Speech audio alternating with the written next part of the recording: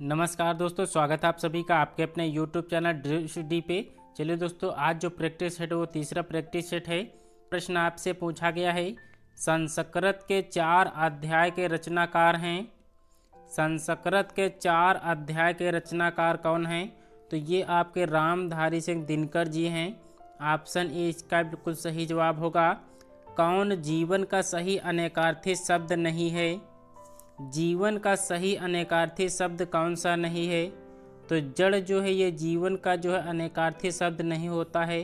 Option D इसका सही जवाब है। निम्न में से किस शब्द की वर्तनी सही है? किस शब्द की वर्तनी सही है? अनुग्रहित जो है किस प्रकार से शुद्ध रूप से लिखा जाएगा? तो ऑप्शन नंबर बी जो है अनुग्रहित जो है इस प्रकार से शुद्ध रूप से लिखा जाता है। ऑप्शन बी इसका बिल्कुल करेक्ट आंसर होगा। परिच्छेद का संधि विच्छेद है। परिच्छेद का संधि विच्छेद बताना है। प्रश्न 4 का जवाब करना है।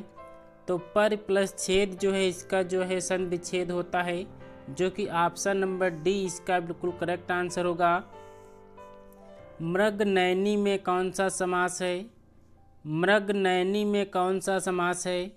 तो इसमें समास जो होगा वो आपका कर्मधारय समास होगा। ऑप्शन बी इसका बिल्कुल करेक्ट आंसर है। अर्थ के विचार से संज्ञा कितने प्रकार के होते हैं? के विचार से संज्ञा कितने प्रकार के होते हैं? तो ये आपके 5 प्रकार के होते हैं। ऑप्शन बी इसका बिल्कुल करेक्ट आंसर है। अनुवाद शब्द है। अनुवाद शब्द कैसा है? तो संस्कृत का ये यौगिक शब्द होता है। ऑप्शन ए इसका बिल्कुल करेक्ट आंसर है। जिन शब्दों में एक से अधिक अर्थ होते हैं वे क्या कहलाते हैं? जिन शब्दों में एक से अधिक अर्थ होते हैं वे आपके जो है अनेकार्थी शब्द कहलाते हैं। ऑप्शन डी इसका सही जवाब है। निम्न में से कौन सा शब्द दोनों वचनों में प्रयोग होता है? कौन सा शब्द दोनों वचनों में प्रयोग होता है? तो क्षमा जो है ये दोनों वचनों में प्रयोग होता है। ऑप्शन सी इसका करेक्ट आंसर है। सा ध्वनि का उच्चारण स्थान क्या है? ये सा जो है इस ध्वनि का उच्चारण स्थान जो है क्या है? तो तालु इसका बिल्कुल करेक्ट आंसर होगा। अत्यंत शब्द का प्रयुक्त उपसर्ग कौन सा है? अत्यंत शब्द का प्रयुक्त उपसर्ग कौन सा है? तो अति इसमें जो है उपसर्ग लगा हुआ है। ऑप्शन डी इसका बिल्कुल करेक्ट आंसर है। शीश का तत्सम रूप क्या है? शीश का तत्सम रूप आपको बताना है। तो शीर्ष इसका तत्भव हो जाएगा। तत्सम आपसे पूछा गया है तो ऑप्शन बी जो दिया गया है ये तत्सम रूप है। शीर्ष का जो है तत्भव जो होगा वो शीश होगा। तो ऑप्शन बी आप सभी लोग याद रखना है। निम्नलिखित में से कौन सा शब्द व्यक्तिवाचक संज्ञा है? तो यमुना जो है ये व्यक्तिवाचक संज्ञा है। ऑप्शन सी इसका बिल्कुल सही जवाब है। संतोष का विलोम शब्द है। संतोष का विलोम शब्द क्या होगा? तो असंतोष इसका विलोम शब्द होगा। संतोष का विलोम शब्द जो होता है वो असंतोष होता है। आधुनिक काल का जन्म कब हुआ? प्रश्न 15 का जवाब करना है। आधुनिक काल का जन्म कब हुआ था? तो ये आपका 1857 में हुआ था। ऑप्शन बी इसका बिल्कुल करेक्ट आंसर है। इसमें धनी और डैश दोनों ही प्रकार के व्यक्ति सम्मिलित हैं।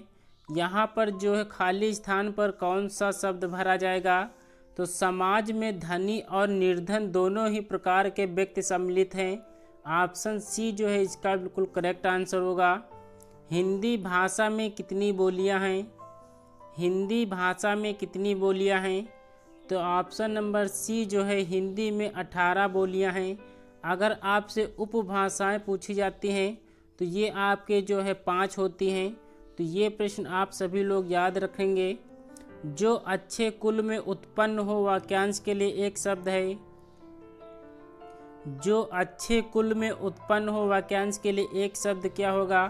तो कुलीन इसका बिल्कुल करेक्ट आंसर होगा। रीत काल के कवि हैं। रीत काल के कवि कौन से हैं? तो ऑप्शन नंबर ए जो है बख्शी हंसराज ये जो है रीत काल के कवि हैं। ऑप्शन ए इसका बिल्कुल करेक्ट आंसर है। सौरभ अभी आया है, यह किस प्रकार का वाक्य है? सौरभ अभी आया है, इसमें जो है आसन्नभूत होगा। ऑप्शन ए इसका बिल्कुल करेक्ट आंसर होगा। उद्देश्य और विधेय किसके अंग हैं? उद्देश्य और विधेय किसके अंग हैं? तो ये आपके वाक्य के अंग होते हैं। ऑप्शन नंबर ए इसका बिल्कुल करेक्ट आंसर है। शब्द का अर्थ स्पष्ट करने हेतु कौन सा तरीका सर्वाधिक उपयुक्त है? अर्थ स्पष्ट करने हेतु कौन सा तरीका जो है सर्वाधिक उपयुक्त होता है? तो वाक्य प्रयोग होगा।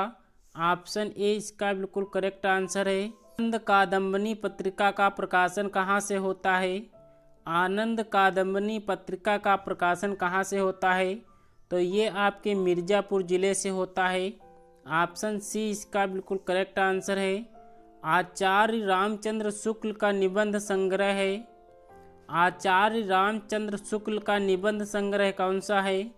तो चिंतामणि इसका बिल्कुल करेक्ट आंसर होगा। आदिकाल की रचना है। आदिकाल की रचना कौन सी है? प्रश्न 25 का जवाब करना है। तो आदिकाल की जो रचना है वो खुमान रासो है। ऑप्शन डी इसका बिल्कुल करेक्ट आंसर होगा।